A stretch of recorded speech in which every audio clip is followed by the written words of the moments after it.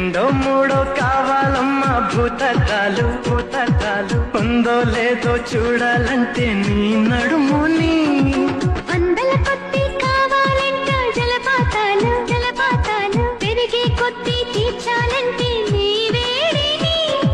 లెక్కకు మించి జరగాలమ్మా మొదటి రాత్రులు